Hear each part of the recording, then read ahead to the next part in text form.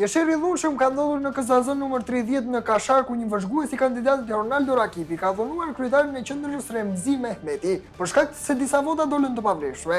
Policia ka arrestuar autorin e ngjarjes. Në zgjedhjet e mbajtura në 11 maj ishin më shumë se 200.000 persona më pak me të drejtë vote brenda vendit. Kjo për shkaqe që lidhen me emigracionin e popullsisë dhe humbjen e besimit te politika. Kompania e dyshekëve Biote është vendosur në qendër të kritikave nga ish punonjësit e saj, të cilët ngrenë akuza për keq trajtim dhe vonesa në paga. Zonja dhe zotrinj, përshëndetje dhe mirë se keni ardhur në edicionin informativ këtu në TVADheu.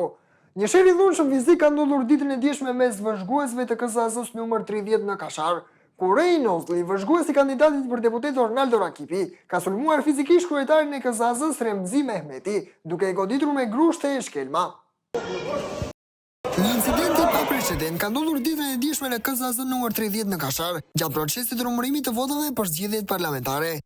Reynoldli, vëzhgues i kandidatit për deputet Ronaldo Rakipi, ka sulmuar fizikisht kryetarin e KZAZ-s Remzi Mehmeti, duke e goditur me grushte e shkelma. Ngjarja ka ndodhur pas shpalljes së disa votave të pavlefshme për kandidatin Rakipi, çka ka shkaktuar reagim të dhunshëm të vëzhguesve. Reynoldli, 26 vjeç, është arrestuar nga policia, ndërsa një tjetër person i përfshirë në incident me inicialet OM 40 vjeç është shpallur në kërkim.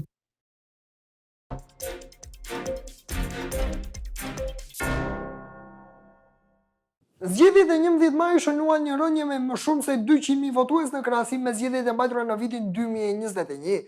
Sipas të dhënave, emigrimi i lartë dhe mungesa e besimit te politika ka ndikuar në këtë rezultat. Zgjedhjet parlamentare të maj 2025 shënuan një rënje të ndjeshme të numrit të votuesve brenda territorit të Shqipërisë, me 200.000 më pak që morën pjesë në votimet krahasuar me zgjedhjet e vitit 2021. Sipas të dhënave zyrtare nga Komisioni Qendror i Zgjedhjeve, në kutitë e votimit u paraqitën 1.461.899 qytetar, ose 12% më pak se 4 vite më parë. Qarku i Beratit rezulton me rënjen më të madhe të pjesëmarrjes, me 17%, i ndjekur nga Koça, Elbasani dhe Gjirokastra me nga 16%. Emigracioni dhe plagja e popullsisë konsiderohen si faktorët kryesor të kësaj kurrje, ndërsa të dhënat e Eurostat tregojnë se gjatë viteve 2022-2023, rreth 100.000 shqiptarë emigruan drejt vendeve të BE-s.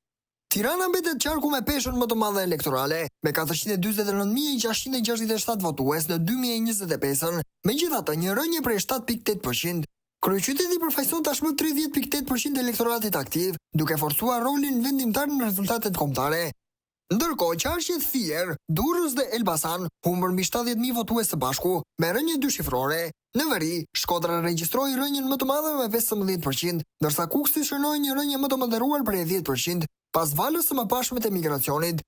Analistët theksojnë se përveç emigracionit dhe ndryshimeve demografike, edhe mos besimi i të rinjve ndaj politikës, kostoja e lartë e jetesës dhe mungesa alternativave politike, po kontribuojnë në uljen e pjesëmarrësve. Në këtë sfond, rritet dhe nevoja për përfshirjen e diasporës në përditësimin e regjistrave civil për të garantuar një proces zgjedhor më gjithëpërfshirës dhe legjitim. Kompania e dyshekëve Biote është vendosur në qendër të kritikave nga ish punonjësit e saj, të cilët në një sër reagimesh për redaksin ton kanë denoncuar abuzimet që bëhen nga pronari Kreshnik Leskaj, i cili keq trajton punonjësit dhe bën vonesa në paga. Një ditë më parë, redaksia jonë publikoi shqetësimin e një ish punonjësi të kompanisë të dyshekëve Biote, i cili ankoi se pronari Kreshnik Leskaj dhe personat përgjegjës të kompanisë abuzonin me punonjësit duke i mbajtur pagat dhe duke i keq trajtuar. Menjëherë pas publikimit të rastit, me 10 ish punonjës të kompanisë të dyshekëve janë drejtuar redaksisë tonë për shqetësimet e ngjashme. Të shumtë janë ata që thonë se kompania e Kreshnikut i ka larguar nga puna pa të drejtë, madje u ka mbajtur edhe pjesë nga rroga. Ish punëtorët tregojnë se janë në gjyq me kompaninë dhe falenderojnë qytetarin e parë që ngriti zërin për këtë shqetësim, që me sa duket është shumë i gjerë, por deri në momentin që redaksia jonë ndërhyri, ai mbahej pa zbuluar, pavarësisht se punonjësit janë në dieni të gjendjes. Më janë mbajtur gati 40.000 lekë dhe sot jam në gjyq me atë kompani, shkruan një qytetar, ndërsa një tjetër shton, ato përveç se nuk japin rrogën e plot në bank, shfrytëzojnë punëtorët në mënyrën më makabre të mundshme. Dhe sikur të mos mjaftonte kjo, e prorët që drejtojnë këtë kompani të fliqur me në krye KL, i ofendon punonjësit e tij sikur t'i kishte lecka dhe jo njerëz. Përballë të gjithë këtyre denoncimeve, është e domosdoshme ndërhyrja e institucioneve tatimore dhe ligjzbatuese për të verifikuar nëse kompania ka punonjës që marrin pagën me 2 bordero, në mënyrë që ky abuzim të ndalojë.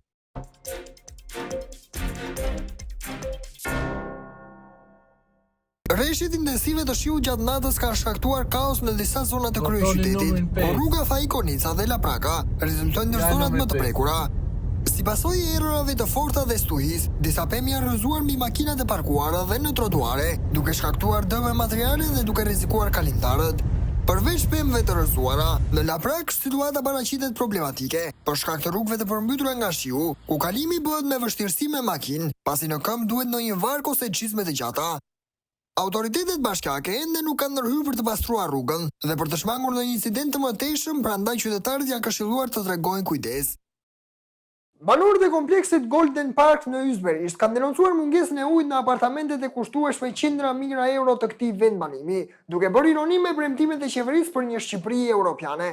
Banorët e një pallati në kompleksin Golden Park në Ysberisht janë drejtuar redaksis tonë për të denoncuar një situatë sa shqetësuese, aqe dhe qesharake, e cila bën kontrast të fortë me premtimet e qeverisë për një Shqipëri europiane.